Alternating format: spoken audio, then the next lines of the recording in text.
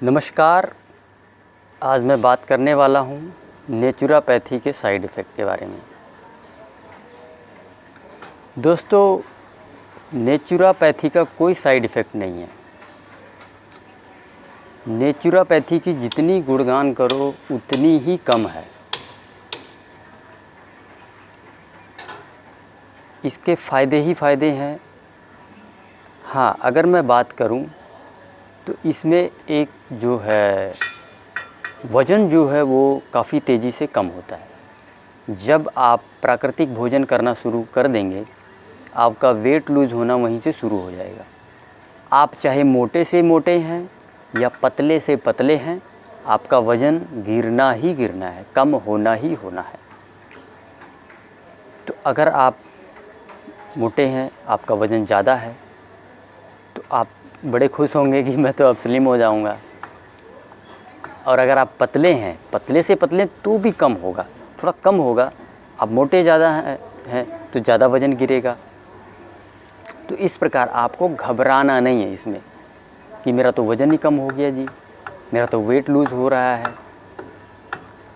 आपको ये इस डाइट को बंद नहीं करना है। इस डाइट को आप जीवन भर रख सकते हो, 2 साल रखो, 3 साल रखो, आपकी इच्छा है। आपकी बॉडी धीरे धीरे स्ट्रॉन्ग हो जाएगी। उसके बाद और चीज़ें आप ऐडअप कर सकते हो और चीज़ें सारी खा सकते हो, लेकिन कम से कम एक बार तो आप अपने शरीर को तंदुरुस्त करोगे, वक्त दोगे इसको। साल 2 साल करके अच्छे से सारे ऑर्गन्स पूरी तरह स्ट्रॉन्ग हो जाएं, उसके बाद आप धीरे धीरे चीज़ें खाओ, ये बॉडी सारा डाइजेस्ट करेगा। तो इस प्रकार से जब भी वज़न आपका इसमें गिरना ही गिरना है, कोई दो राय चांस नहीं है कि नहीं गिरेगा। 100% वज़न जाना ही जाना है इसमें। तो आपको घबराना नहीं है। इसमें आपके आस पड़ोस के लोग, आपके घर के लोग, यार दोस्त लोग आपको ये बोलेंगे कि यार आप क्या कर रहे हो, ये पूरा शरीर बर्बाद कर रहे हो। लेकिन दोस्तों, एक बात बता दूं, जब आप नेचुरोपैथी करोगे, प्राकृतिक भोजन करोगे, तो जितनी शरीर के अंदर तकलीफ़ें हैं ना, वो निकलेंगी धीरे धीरे। आप 3 से 4 दिनों के अंदर वो फ़र्क देख सकते हो। आप कई चीज़ें तो मतलब कि भोजन शुरू किया आपने 1-2 दिन, उसके बाद जो है वो जैसे कि पेट फूलना या फिर गैस, कब्ज़ वाली ये बहुत सारी चीज़ें ऐसी, एसिडिटी बनती रहती बार बार, ये सारी चीज़ें तो बहुत जल्दी जाती है और ये सबसे ज़्यादा प्रॉब्लम भी यही क्रिएट करती हैं। तो इस प्रकार से दूसरे लोगों की बातों में नहीं आना है, आपको इस भोजन को करते चला जाना है। क्योंकि दोस्तों, ये शरीर और इसमें तकलीफ़ आपको झेलना पड़ेगा, किसी और को नहीं। इसलिए किसी दूसरे की बातों में नहीं आना है। ये हर किसी के साथ होता है, हर किसी को ये प्रॉब्लम फेस करनी पड़ती, प्रॉब्लम नहीं बोलूँगा, हर किसी को ये फेस करना पड़ता है। और लोग बोलते हैं कि लोगों की बातों में आ जाएंगे तो वो अपने शरीर को कभी ठीक नहीं कर पाएंगे। देखो, मैं भी इस चीज़ को फेस कर चुका हूँ, मैं बताता हूँ आपको। और इसमें जो है मैं सीधे लोगों को डांट देता हूँ। क्यों डांट देता हूँ दोस्तों? मैंने उस शरीर में भी मैं रह चुका हूँ जिसमें तकलीफ़ें थी। उस शरीर का क्या फ़ायदा? दिखने में बेशक से बहुत अच्छा दिख रहा होगा वो, ठीक है भाई, आपको दिखता है। तकलीफ़ थोड़ी आप झेल रहे थे उस वक्त, तकलीफ़ तो मैं झेल रहा था। लेकिन आज मेरा शरीर पूरा तंदुरुस्त है, पतला बेशक से हूँ, तंदुरुस्त है, फिट है, पूरा एनर्जेटिक है, एक भी दवाइयाँ नहीं खाता, ठीक है, कोई ब्लड टेस्ट नहीं, कोई डॉक्टर नहीं, सब बंद हो चुका है। तो दोस्तों, इसलिए आप उनके चक्कर में नहीं आना, आपको ये डाइट को करते चले जाना है। अब एक बात और मैं करना चाहूँगा। एक कल सज्जन जो है कमेंट करते हैं और कुछ सलाह देते हैं। सबसे पहले तो मैं उनका धन्यवाद देता हूँ कि आप हमारे साथ जुड़े हैं और आपकी कमेंट का मैं रिस्पेक्ट करता हूँ। लेकिन एक बात मैं कहना चाहूँगा, ये पूरी मोटी किताब बन चुकी है, आप देख सकते हैं। 2 सालों के प्रॉब्लम की ये पूरी किताब है।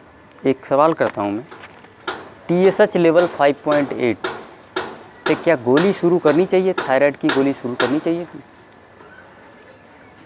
5.50 बॉर्डर लाइन है, 5.8 करना चाहिए। जबकि एक 28 साल के नौजवान को क्या चलाना चाहिए, जबकि पता है डॉक्टर को कि ये बंदा अगर मैंने गोली चला दिया तो ये लाइफ टाइम जो है इसको गोली खानी पड़ेगी और ये पेशेंट बन जाएगा पूरा। चलानी चाहिए थी, नहीं चलानी चाहिए थी। वो गोली खाने के बाद भी वो टीएसएच लेवल ऊपर जाता रहा और नहीं चलाता रादर तो अपने आप टीएसएच लेवल नीचे आ जाता। किसी न किसी कारणवश गया, वो कारण मुझे पता है, अभी मैं यहाँ पे एक्सप्लेन नहीं करूँगा, वीडियो बहुत लंबा हो जाएगा। तो इस प्रकार से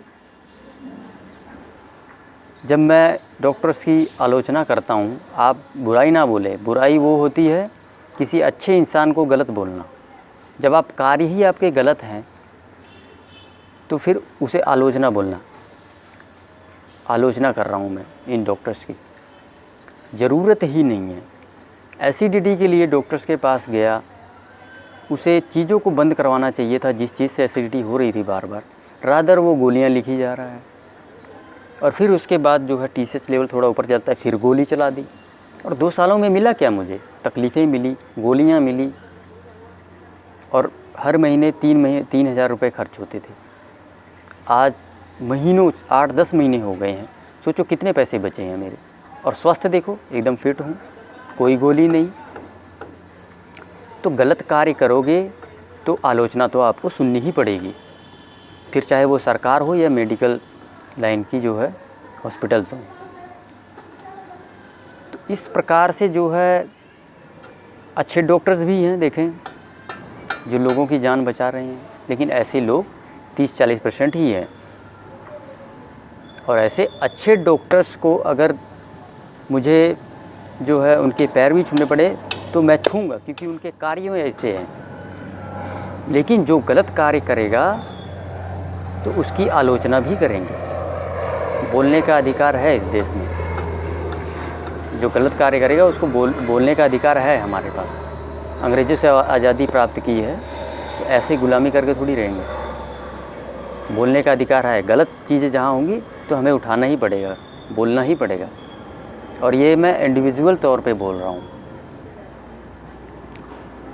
तो इस प्रकार से अब एक चीज़ और बता दूँ, मैं मेडिकल जगत की ही बात नहीं करता हूँ मैं। ये करेला है, ठीक है, 20 मिनट के अंदर इससे पेट साफ़ होता है, लेकिन बाबा जी अपना चूरन बेचने में लगे हुए हैं। मेरे पास इतनी दवाइयाँ पड़ी है बाबा जी की, मैंने वो भी खा रखी, कुछ काम नहीं करती। तो जो गलत कार्य करेगा उसकी आलोचना होगी ही होगी।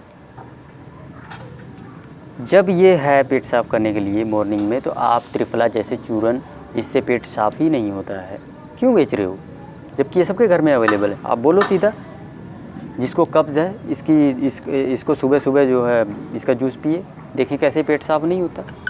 लेकिन नहीं, आपको करना ही व्यापार है, आपको बेचनी ही चूरन है, गोलियां बेचनी है। फिर आप कहोगे कि आलोचना भी मत करो। तो इस वीडियो को यहीं समाप्त करते हैं दोस्तों, काफ़ी लंबा हो रहा है वीडियो। तो आप सभी का धन्यवाद।